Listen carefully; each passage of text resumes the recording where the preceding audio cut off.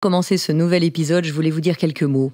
Et je dois avouer que lorsque j'ai lancé le podcast, il y a quelques années, jamais j'aurais pu imaginer qu'il résonnerait tant dans vos oreilles, tant dans votre cœur, tant dans votre esprit.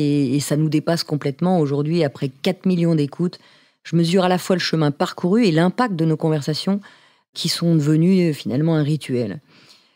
Ces moments de partage avec vous ont dépassé mes espérances vraiment les plus folles parce que on a commencé sur ces Facebook Live un peu et puis on a dérivé vers ce podcast et à travers tous vos messages, j'ai compris que ces épisodes n'étaient pas de simples contenus audio, mais des véritables compagnons de route finalement.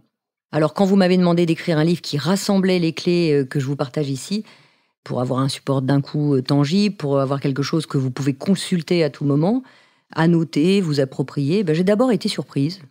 Et puis après, j'ai été émue. Et enfin, j'ai été convaincue. Mais je ne me suis pas arrêtée là. J'avais envie d'aller au-delà de la retranscription des épisodes. J'avais envie de compiler des concepts. J'avais envie aussi d'intégrer tous les enseignements de mes livres. Donc, on a été bien au-delà des podcasts. Je travaillais longtemps sur cet ouvrage et je suis ravie de vous apprendre que le livre, ces questions que tout le monde se pose, sera disponible très bientôt puisque c'est le 25 septembre en librairie. J'ai vraiment hâte de vous y retrouver. Je vous embrasse très fort et je vous remercie du fond du cœur pour ça. Alors aujourd'hui, place à un nouvel épisode de ces questions que tout le monde se pose.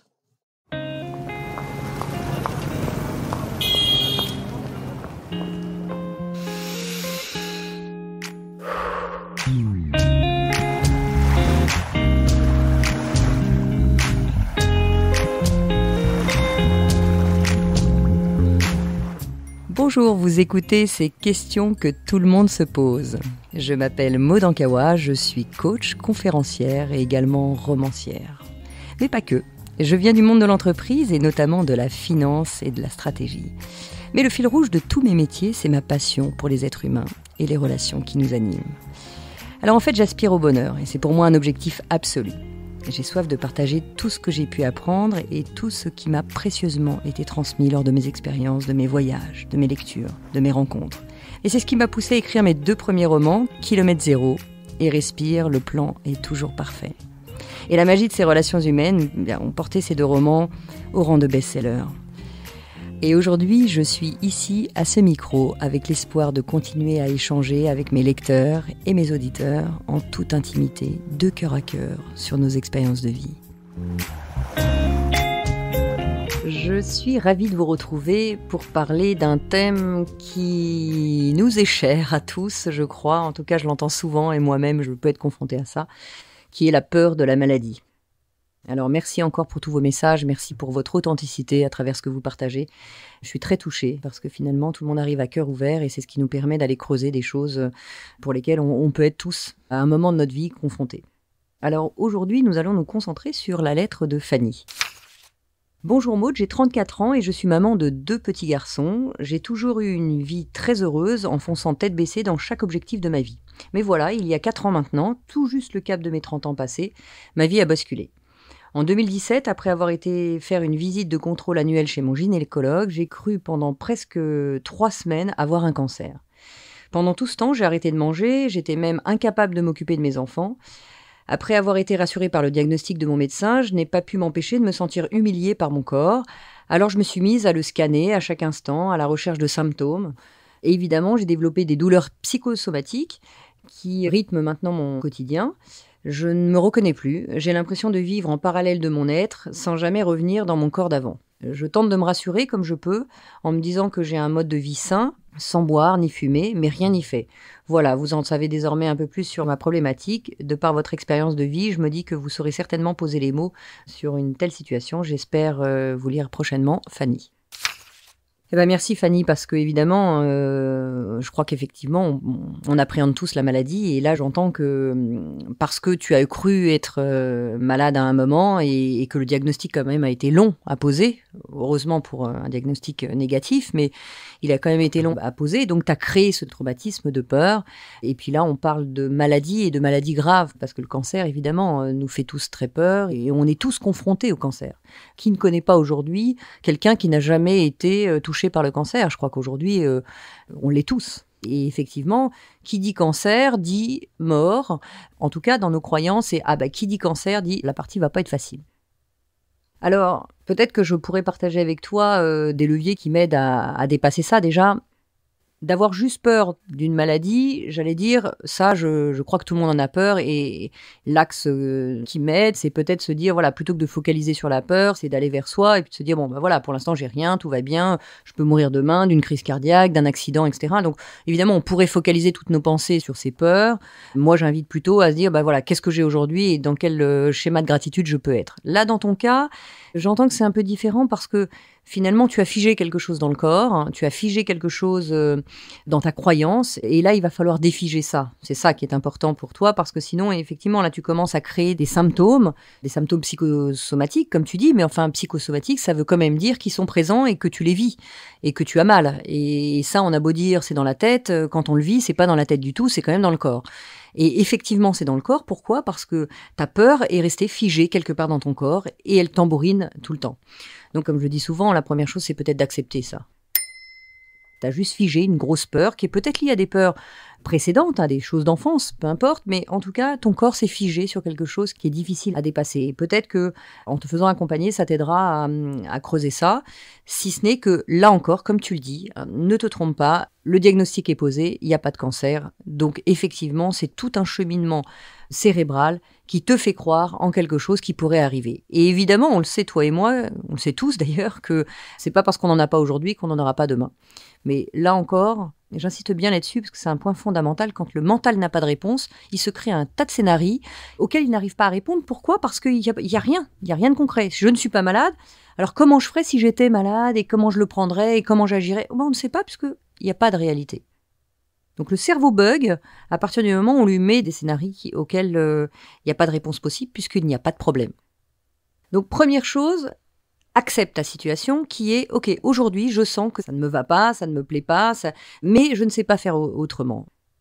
Accepter, ça t'amènera à quoi ? Ça t'amènera déjà à arrêter de culpabiliser.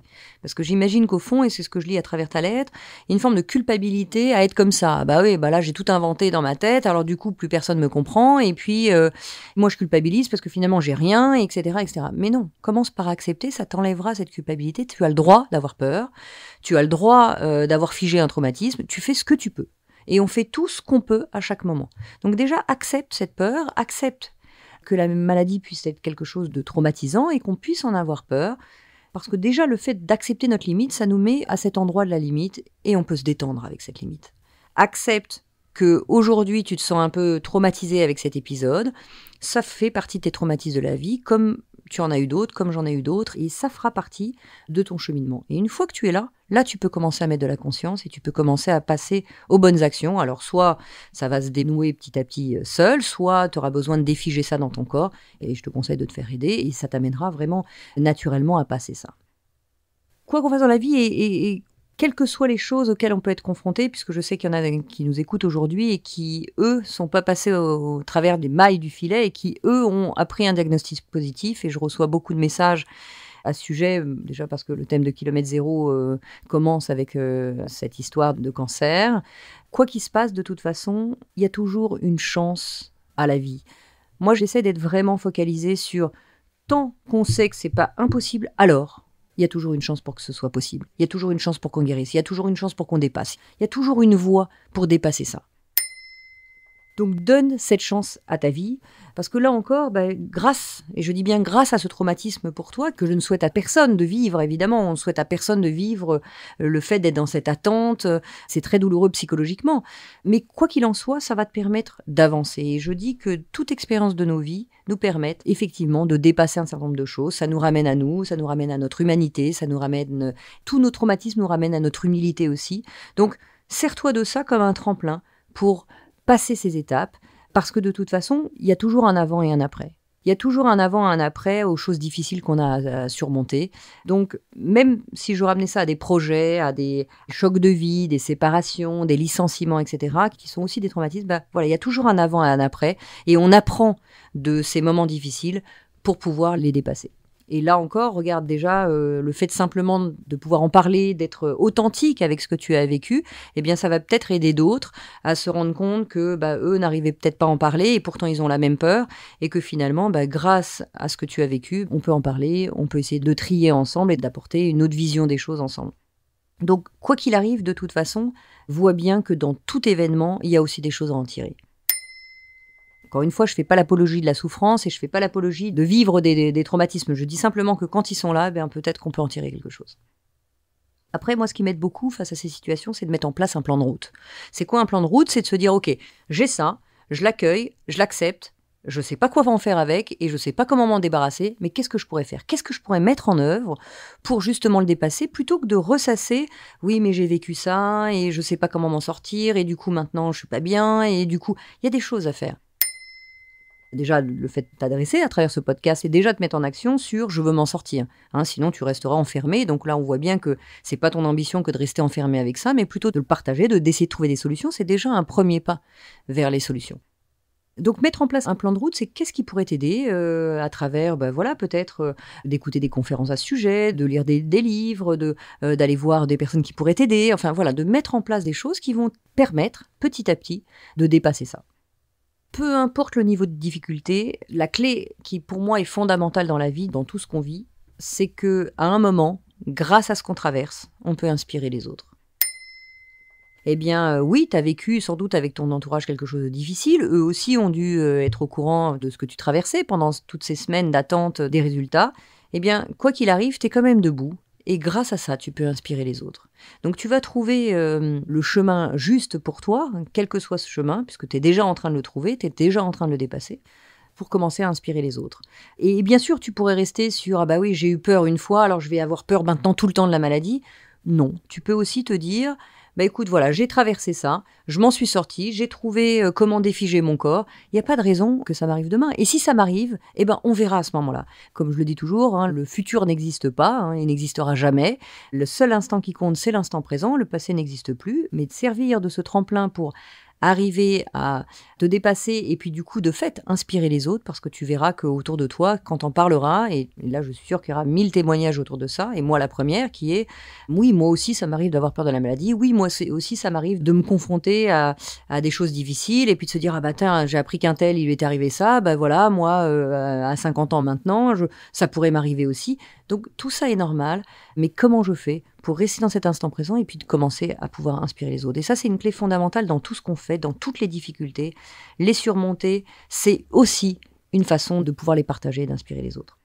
Et d'ailleurs, on le voit bien, quand on rencontre des personnes qui ont dépassé un certain nombre de choses, ça nous inspire. On se dit, tiens, et lui, il l'a fait. Certes, ça n'a pas été facile, mais dans ce qu'il m'a expliqué, il a trouvé des chemins. Donc, naturellement, il devient inspirant. Donc, si je me dépasse et je me relève, je peux, à ma façon, prendre la main de quelqu'un et puis l'emmener à travers ce chemin. C'est ce que je te raconte d'ailleurs à travers mes livres.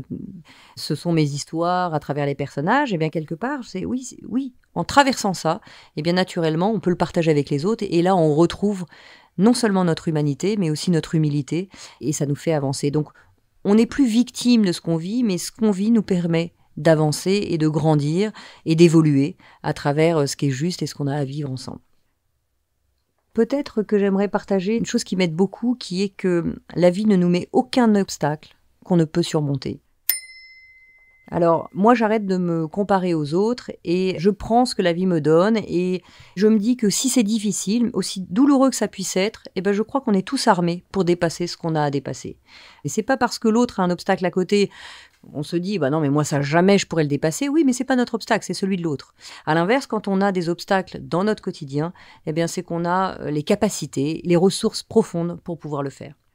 Et d'ailleurs, j'aimerais partager un exemple d'une lectrice qui est devenue une amie, Agnès, qui m'a contactée à la lecture de Kilomètre Zéro et qui m'expliquait qu'elle était submergée par un travail. Elle travaillait énormément, elle était avocate et elle savait pas comment se sortir de ce pétrin de travail qui l'atomisait au quotidien. Et un jour, du jour au lendemain, elle apprend qu'elle a un cancer et elle me dit « Tu sais, Maud, ça va être difficile à avouer, mais je me suis avoué quand même que quelque part, c'était la seule porte de sortie pour m'extraire de ce travail qui finit par m'anéantir. » Et elle l'expliquait, aussi choquant que ça puisse paraître à ce moment-là, comme elle le disait, ça paraît choquant, mais ce cancer m'a quelque part sauvé la vie parce que déjà elle s'en est sortie et puis elle n'arrivait pas du tout à marquer un stop dans son travail. Et c'est la maladie, la maladie, c'est le mal qui dit, c'est le mal qui est en train de nous signaler que quelque chose ne va pas, pour nous sortir d'une situation qui était inextricable parce que elle pouvait pas abandonner ses collègues, elle pouvait pas abandonner ses dossiers, elle pouvait pas abandonner ses clients et finalement elle s'éteignait complètement à travers ce travail. Et ce cancer, quelque part, l'a sortie de ça. Donc voilà, je vous parle de cet exemple parce que moi, il m'a beaucoup inspiré et ça m'a mis face aussi à beaucoup de choses parce que moi-même, alors que j'étais dans un cercle infernal, j'ai fait un arrêt cardiaque et cet arrêt cardiaque, aussi difficile qu'il puisse être à vivre, quelque part, c'était aussi une alerte du corps, de la maladie qui disait maintenant c'est stop. Sinon, moi, je te suis plus. J'ai dévié un petit peu sur le sujet qui était la peur de la maladie, mais je crois que malheureusement, de toute façon, on ne peut rien contre ça. Et j'allais dire, le corps a 1000 signaux avant que la maladie arrive. Prenez le temps d'apprendre à écouter votre corps, prenez le temps d'apprendre à écouter les signaux, les mal-être, les tensions qui arrivent bien avant la maladie. Apprenez petit à petit à le faire parce que c'est ça qui va vous amener à arrêter peut-être ces symptômes qui peuvent nous tomber dessus d'un coup. Et donc cette peur, elle peut devenir intelligente puisque c'est normal d'avoir peur et c'est même sain d'avoir peur. Si on avait peur de rien, on ferait tout et n'importe quoi avec notre corps, voilà. Et donc naturellement, quand on a cette conscience et qu'on utilise cette peur comme un signal. On sait que la peur, c'est souvent lié au danger. Évidemment, quand on parle de maladie, on ne peut pas ne pas imaginer qu'il n'y a pas un danger, et peut-être même un danger de mort. Donc cette peur est un traumatisme. Utilisons cette peur pour anticiper, pour réfléchir, pour observer, pour mettre de la conscience sur le fait que ce qu'on est en train de vivre est peut-être pas exactement au bon endroit, trop de stress dans mon travail, je mange n'importe comment. Je peux trouver des éléments de vie qui vont faire que ça va me ramener à un alignement dans ma vie qui sera plus juste. Donc, servons-nous de cette peur qui est très saine pour y mettre de la conscience et plutôt que de focuser sur tout ce qui pourrait nous arriver et qui ne nous arrive pas pour l'instant, l'utiliser pour aller vers quelque chose de plus juste, de plus aligné et puis de plus conscient en se disant voilà, j'ai peur et c'est sain d'avoir peur et c'est extrêmement sain d'avoir peur du cancer, mais je ne vais pas focaliser toute mon énergie sur la peur, mais plutôt du plan d'action que je peux faire pour dépasser ça et puis peut-être mettre plus de conscience à ce qui a du sens pour moi. Voilà Fanny, merci infiniment pour cette authenticité. Tu n'es pas la seule dans ce cas-là, sois-en sûre. Tu n'es pas la seule. Je pense que d'une façon ou d'une autre, on a tous peur de choses si effrayantes, évidemment. Je vous souhaite le meilleur, je vous souhaite à tous le meilleur. Prenez bien soin de vous, prenez bien soin de votre corps, prenez bien soin de vos émotions. Vous êtes rares, alors profitez-en et faites-en profiter à votre entourage et à l'humanité. Je vous embrasse fort, à très bientôt. On se donne rendez-vous dans 15 jours pour le prochain épisode de ces questions que tout le monde se pose. Pour être tenu au courant de sa sortie, n'hésitez pas à vous abonner à ce podcast, me suivre sur les réseaux sociaux sous le nom de Maud Ankawa ou consulter mon site internet maud, maud-ankawa, ankaoua.com. N'oubliez pas que si vous avez vous-même des questions ou s'il y a des sujets que vous aimeriez que j'aborde dans un futur épisode, vous pouvez m'écrire ou m'envoyer une note vocale à l'adresse podcast.erol@gmail.com. Vous trouverez toutes ces informations dans le texte de description de l'épisode et je serai ravie de vous retrouver en librairie pour mes 2 romans, Kilomètre Zéro et Respire, le plan est toujours parfait. Un grand merci à mon éditeur Erol de m'accompagner dans mon aventure littéraire et de produire ce podcast. Et cet épisode a été réalisé par Margot Roll et Céline Malvaux de l'atelier ENL et monté par Noémie Sudre.